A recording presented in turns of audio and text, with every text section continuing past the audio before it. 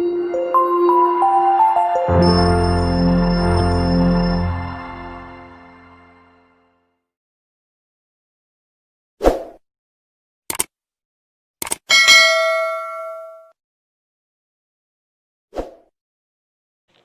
वालेकुम viewers, series हमारी चल रही है डायरेक्ट एंड इनडायरेक्ट की।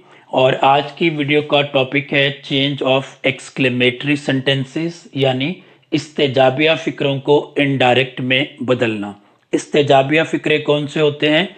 इस्तेजाबिया या एक्सक्लेमेटरी सेंटेंसेस वो फ़िक्रे होते हैं जिसमें स्पीकर गमी, खुशी या हैरत के जज्बात का अचानक, बेसाख्ता और बरजस्ता इजहार करता है। तो इसमें सबसे पहले state of Joy. Reported speech के वो फिक्रे जिनमें स्पीकर बताएगा किसी के खुशी या गमी के जज्बात के हवाले से, यानी रिपोर्टेड स्पीच का ऐसा फिक्रा जिसमें किस चीज़ का इजहार होगा? खुशी के जज्बात का इजहार होगा। For example, they said hurrah we won the match. ठीक है, हुर्रा खुशी के लिए इस्तेमाल होता है, वी वॉन द मैच, हमने मैच जीत लिया। तो एक्सक्लेमेटरी सेंटेंसेस को चेंज करते हुए जहन में रखिए कि आप वो तमाम अल्फाज जो खुशी या गमी के जज्बात के इजहार के लिए इस्तेमाल होंगे, इनडायरेक्ट बनाते वक्त आप इन अल्फाज को ख़त्म कर देंगे। वो सारे अल्फाज जो खुशी, गमी या हैरत के जज्बात के लिए इस्तेमाल होंगे, इनडायरेक्ट बनाते वक्त आप उन अल्फाज को ख़त्म कर देंगे। यहाँ पर इन्वर्टेड कॉमास को ख़त्म करने के लिए असर्टिव सेंटेंसेस की तरह दैट ही इस्तेमाल किया जाएगा। ठीक है, उसके बाद क्या है, सेड या सेड टू को हम किस तरह से चेंज करेंगे? अगर आपके पास फिक्रे में खुशी वाले जज्बात हैं तो हम क्या करेंगे? सेड को चेंज करेंगे एक्सक्लेम्ड विथ जॉय में। सेड को क्या करेंगे? एक्सक्लेम्ड विथ जॉय में करेंगे। इन्वर्टेड कॉमास को ख़त्म करने के लिए क्या लगाएंगे? दैट। दैट के बाद यहाँ से वी वॉन द मैच। ठीक है, अब ये सिंपल फिक्रा है। अब उसी तरह से रूल्स के अकॉर्डिंग प्रोनाउन और वर्ब को चेंज कर देंगे। फिक्रा चूंकि खुशी वाला था, हमने सेड को चेंज किया एक्सक्लेम्ड विथ जॉय में। और ऑलरेडी हमने डिस्कस किया कि वो सारे अल्फाज जो खुशी या गमी के जज्बात के इजहार के लिए इस्तेमाल होंगे, उन अल्फाज को हम ख़त्म कर देंगे। इन्वर्टेड कॉमास के लिए दैट। दैट के बाद वही फर्स्ट पर्सन चेंज होगा सब्जेक्ट दे से, तो दे आ गया। वॉन सेकंड फॉर्म थी, हमने चेंज ऑफ टेंस में पढ़ा कि अगर दोनों स्पीचेस आपकी सेकंड फॉर्म में हो तो फिर इनडायरेक्ट बनाते वक्त रिपोर्टेड स्पीच को हैड प्लस थर्ड फॉर्म में ले जाएंगे, तो हम वॉन को हैड वॉन में लेंगे द मैच। ठीक है, दूसरा तरीका क्या है? आप एक्सक्लेम्ड विथ जॉय की जगह एक्सक्लेम्ड जॉयफुली लिख दें। यही फिक्रा, they exclaimed joyfully that they had won the match. बाकी सारा फिक्रा ऐसे ही रहेगा, विद जॉय की जगह क्या आ गया? जॉयफुली। तो इस तरह से भी ये सेंटेंस ठीक होगा। तो आप क्या करोगे? सेड या सेड टू को exclaimed with joyfully, exclaimed with Joy या एक्सक्लेम्ड जॉयफुली। ठीक है, दोनों में से कोई एक यूज करेंगे, एक्सक्लेम्ड विद जॉय या एक्सक्लेम्ड जॉयफुली। इन्वर्टेड कॉमास को ख़त्म करने के लिए दैट लगाएंगे। दैट के बाद रिपोर्टेड स्पीच का वो लफ्ज़ जो खुशी के जज्बात के लिए इस्तेमाल होगा उसको हम ख़त्म कर देंगे। और फिर बाकी जो सब्जेक्ट होगा, जो प्रोनाउन होगा, उसको रूल्स के अकॉर्डिंग चेंज करेंगे और वर्ब को भी रूल्स के अकॉर्डिंग ही चेंज करेंगे। सेकंड है हमारे पास स्टेट ऑफ सारो। वो फिक्रे जो गमी के जज्बात का इजहार करते हैं। For example, he said alas I failed in the exam. अफसोस मैं इम्तहान में फेल हो गया। तो उसी तरह से एक्सक्लेम्ड विद आया। अब चूंकि ये गम की बात है तो हमने एक्सक्लेम्ड विद सारो लिखा। पीछे हमने क्या लिखा था? Exclaimed with Joy. यहाँ पर एक्सक्लेम्ड विथ सारो। हम एक्सक्लेम्ड सारोफुली भी यूज कर सकते हैं। उस सूरत में विद और सारो इन दोनों की जगह क्या आएगा? एक्सक्लेम्ड सारोफुली आएगा।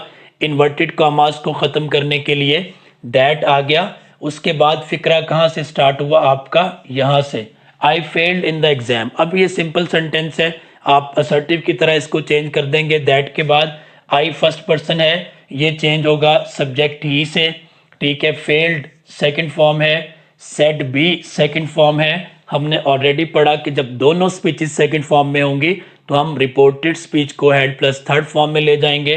तो had failed had plus third form in the exam वैसे ही आ गया। नंबर 3 पर देखिए, स्टेट ऑफ वंडर, वो फिक्रे जिनमें हैरत के जज्बात का इजहार किया जाएगा। ही सेड वो what a beautiful flower it is, ठीक है। उसी तरह से ही एक्सक्लेम्ड विद सब में कॉमन। अब यहां पर क्या आ गया, वंडर। इन्वर्टेड कॉमास को खत्म करने के लिए दैट, ठीक है। तो ये क्या हो जाएगा, वो सारे अल्फाज जो गमी खुशी का बताते हैं वो खत्म हो जाएंगे इनडायरेक्ट बनाते वक्त। उसके बाद ये कि इट वाज कहां से आ गया, ठीक है। हमने दैट के बाद लाना है सब्जेक्ट। इस फिक्रे का सब्जेक्ट यहां पर लास्ट में था, तो हम इसको कहां पर ले आए, दैट के फौरन बाद ले आए इट को। यहां पर इट इज था, यहां पर इट वाज कैसे बन गया, इसलिए बन गया कि आपके पास रिपोर्टिंग स्पीच में सेकंड फॉर्म है, सेड है। इज कौन सी फॉर्म है, फर्स्ट फॉर्म है। जब आपने रूल्स के अकॉर्डिंग इसको चेंज किया तो आप क्या लगाएंगे यहां पर, आप यहां पर वॉस लगा देंगे, ठीक है। बाज का हम इट को दैट में चेंज कर देते हैं, तो अगर आप यहां पर दैट वॉस लगा देंगे तो भी फिक्रा ठीक होगा, उसमें कोई प्रॉब्लम नहीं होगा, ठीक है। इट वाज, उसके बाद है वट आ। ये आ वेरी कहां से आया, ये आ वेरी आया जब आपने वट आ को चेंज किया, ठीक है। कैसे, हमने चेंज ऑफ स्ट्रक्चर में पढ़ा था कि इनडायरेक्ट बनाते वक्त हम सवालिया और इस्तेजाबिया फिक्रों के स्ट्रक्चर को चेंज करके सिंपल सेंटेंसेस में बदल देंगे, असर्टिव सेंटेंसेस में बदल देंगे। लिहाजा हम वट आ को चेंज कर दिया हमने वेरी में, और ब्यूटीफुल फ्लावर का ब्यूटीफुल फ्लावर ही रह गया। अब आप यहां से फिक्रे को पढ़िए, it was a very beautiful flower, ये क्या बन गया, स्ट्रक्चर चेंज होके अब ये सिंपल असर्टिव सेंटेंस बन गया। तो वो फिक्रे जिनमें हैरत का इजहार होगा, एक्सक्लेम्ड विद वंडर या वंडरफुली। वट आ को चेंज कर देंगे हम आ वेरी में, और इट वाज अगर आखिर में होगा इट इज, तो इसको हम फौरन लाएंगे दैट के बाद। अच्छा, यहां पर हमारे पास सब्जेक्ट भी था, यहां पर हमारे पास वर्ब भी था। एक और एग्जांपल देखिए, he said what a long six. अब इस फिक्रे में क्या है, फिक्रा व्हाट आ से स्टार्ट हो रहा है, इसमें कोई सब्जेक्ट भी नहीं है, वर्ब भी नहीं है, ठीक है। सब्जेक्ट भी नहीं है, वर्ब भी नहीं है। इसको हमने सॉल्व कैसे किया, he exclaimed with wonder that, ठीक है। विद वंडर तो इसलिए आ गया साइन ऑफ एक्सक्लेमेशन की वजह से विद वंडर आ गया। इन्वर्टेड कॉमास को खत्म करके दैट आ गया। ये इट वाज कहां से आया, यहां पर तो इट इज था, हमने चेंज करके इसको इट वाज में लिख दिया था। यहां पर तो इट इज था ही नहीं, तो ये इट वाज कहां से आया, ये इट वाज हम अपनी तरफ से लगाएंगे, ठीक है। यूज ऑफ इट में हम पढ़ते हैं कि इट वहां पर यूज होगा जहां पर कोई सब्जेक्ट नहीं है, तो आप इसे एक शेडो सब्जेक्ट के तौर पे, आप इसे एक इंट्रोडक्टरी सब्जेक्ट के तौर पे यूज करेंगे। तो हम इट अपनी तरफ से लगाएंगे। अब चूंकि इट सिंगुलर है तो इसके बाद आने वाला वर्ब भी क्या आना था, सिंगुलर आना था। अब यहां पर चूंकि सेड था, सेकंड फॉर्म थी, तो इट के बाद इस तो नहीं आ सकता था, इट के बाद क्या आना था, वॉस आना था। अब वेरी कहां से आया, ये हमने यहां पर भी डिस्कस किया कि हमने वट आ को चेंज कर दिया था आ वेरी में। तो यहां पर भी जो वट आ है इसको हमने किस में चेंज कर दिया, इसको हमने आ वेरी में चेंज कर दिया। लॉन्ग सिक्स का लॉन्ग सिक्स ही रह गया। तो इस तरह से, अच्छा, बाज का ऐसे भी सेंटेंस हो गए जहां पे हम हाउ को चेंज करते हैं वेरी में। फॉर एग्जाम्पल, एग्जाम्पल है जी हमारे पास,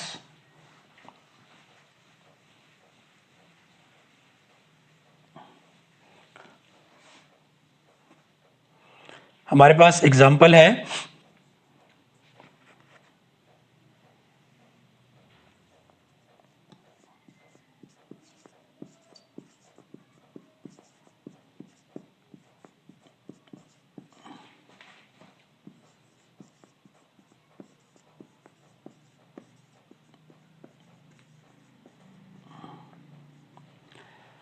हाउ वेल शी सिंग्स, ये हमारे पास एग्जाम्पल है। अब इसको हम कैसे चेंज करेंगे?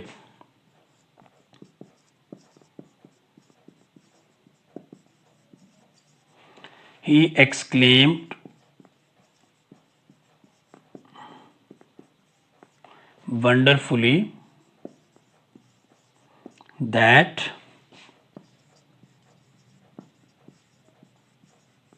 she sang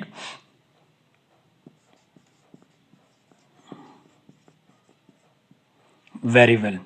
अच्छा जी, जो लोग फॉलो कर रहे हैं उन्हें ऑलरेडी पता है कि पूरी वीडियो देखने के बाद एंड में प्रोमो कोड होगा, और प्रोमो कोड के साथ ही आप इस प्रोमो कोड को इस नंबर पर करेंगे व्हाट्सएप, तो आपको इन एक्सरसाइजेस की पीडीएफ फॉर्म में आपको मिल जाएगी, विद की मिल जाएगी, सॉल्यूशंस मिल जाएंगी, ताकि आप इनको मैक्सिमम प्रैक्टिस कर सकें इन फिक्रों को।